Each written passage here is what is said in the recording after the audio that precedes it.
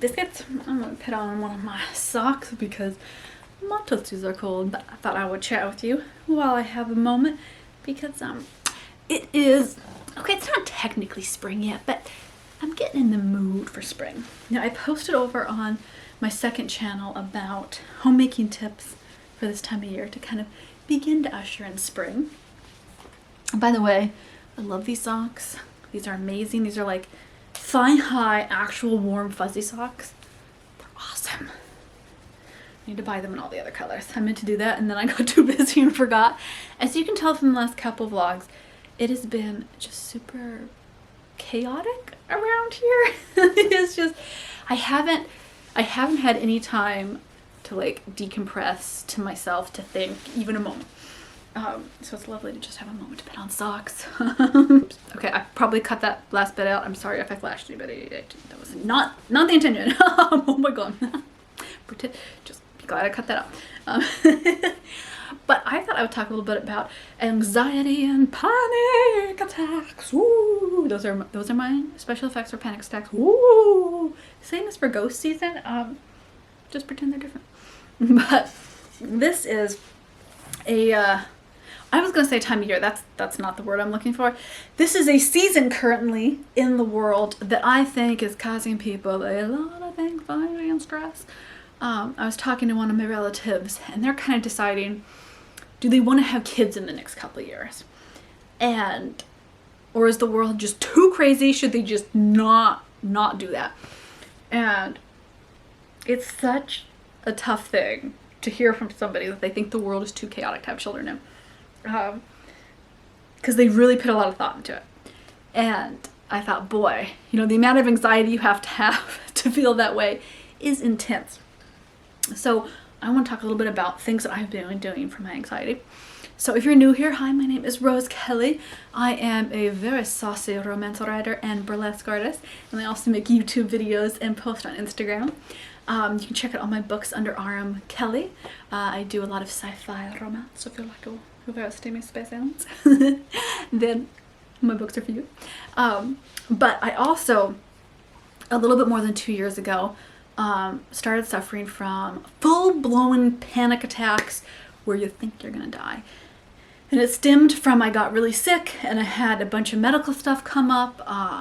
There was like mystery ailments where they just couldn't fix whatever was going on, and I couldn't eat. I think I lost 17 pounds in under 4 weeks. I was so sick. And slowly but surely I got better from that. And it was just really intense. It was very intense, and it triggered all of my mortality fears, and it just really made me confront my life in a different way. And it really made me reassess kind of how I was living. What did I want to be doing with my life? What did I want to be manifesting with my energy? And also how did I walk hand in hand with this anxiety and panic that had risen up in me, knowing that you can't really get rid of it, you know? I chose not to go with permanent medication for it. I was offered that. I was on short-term medication for the panic attacks, like Valium, you know, where you take like one if you're having a panic attack, but you can't be on that more than a couple weeks because it's highly addictive. So I kind of nursed myself off that, which was harder than I thought. I have never had an addictive personality, and I personally found the Valium stuff really like insidious, in that it just kind of tapped you on the shoulder and said, don't you want to have some? It's so relaxing. And I was like, no, Valium, no, that's how you're gonna do. So I weaned myself off of that, and I've really tried to educate myself about techniques for panic attacks and for anxiety.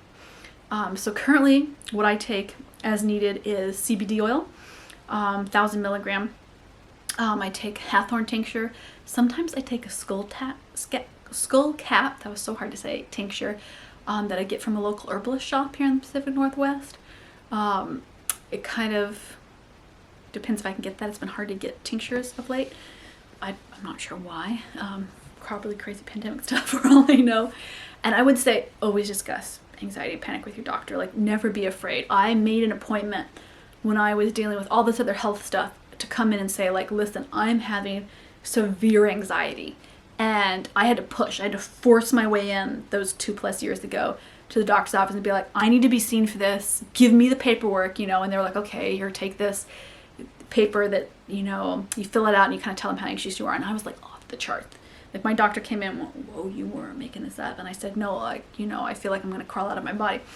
So don't be afraid to push if people are telling you just white knuckle it, or if people's automatic solution are to be on long-term medication that's really hard to get off of, which is okay to go on that medication if you feel like you need it. I needed my short-term medicine and I like pushed for it. I said, I need help. I really do. But long-term, I've really tried to address some of that anxiety psychologically so that I'm not just, sorry if I keep scratching my nose, it's allergy season and I'm trying not to itch my nose too much, but it itches. I'm on a lot of what do you call it, antihistamines, because I'm so itchy this time of year. So, you know, take a balance and make sure you assert yourself on what you need. But for me, for long term, I really needed to figure out ways to handle it when it was at different tiers. Like I would say now, I just live with chronic anxiety. And a lot of it is external world stuff. Like the last 2 years have been really scary. And they've been scary in ways that particularly trigger my kind of anxiety. So that might be different for other people. And then sometimes it'll peak up. For me, I find my anxiety really peaks at night.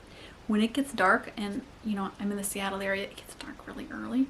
I find my panic can really creep in. And I can get genuinely panicky for no reason. I can have a great day, and then as it starts to get night, I mean, my pulse rate goes up. I just start to feel really panicky. You know, I can feel that panic attack starting to come in. So when that happens, I try to take my hawthorn or skullcap tinctures. I try to drink some tea. And things that I have found really helpful are, I'll put on relaxation spa music. I get it off of YouTube, you know, I just play it. The water sounds, and then I'll massage my feet. I'll do pressure point massage on my feet. Oh, you know, my kids crawl around me and make chaos. And I'm like, hey, why aren't you paying attention to us? So I try to pay attention to them too at the same time. But spend some time massaging my feet. For me, it's really grounding. Grounding exercises have been huge for me. So that can be tapping, and I have videos on this channel about that. That can be physically having something in your hand. That can be massage. It can be all sorts of things. Holding a blanket, really listening for 5 different cues of ways that you're here. That has been so helpful. And one of the biggest shifts for me has been, if I have a panic attack, to realize I'm having one and to not try to force myself out of it, because it won't work. I'll just get more anxious and just go, okay, you know, I'm not going to die. This isn't going to kill me. This is just really scary. And if the last 2 years haven't triggered panic attacks in you, I mean, God bless, you are sturdier Viking folk than I, because I have found it certainly pushed me to my limit emotionally and mentally to just have all these different stressors coming at, you know. But the upside, and I always try to find the plus positive sides to things in life, is that developing this anxiety, developing this panic has really made me live more intentionally, you know. It's made it almost impossible for me to ignore myself, which I'm really good at doing. Ask any medical professional who's ever seen me and they'll be like, well, you need to take more time on yourself, girl. You know, relax, get enough sleep, drink some water. And I've been learning to do that the last couple of years. And it's made such a big difference. It really has. I'm aware that that anxiety still follows me around in a way it never used to. But I kind of live with it going, you know, it's a reminder of when I've overtaxed myself mentally, when emotionally I'm just not in the right place, to take it easy, to do these grounding exercises, to tend to myself and nurture myself as much as I am my family, you know. And I've really tried to remind myself that I am a member of my family. I need to be nurtured and tended to and loved and cared just as much as my kiddos do. And I really try to, within my ability, focus on that as well.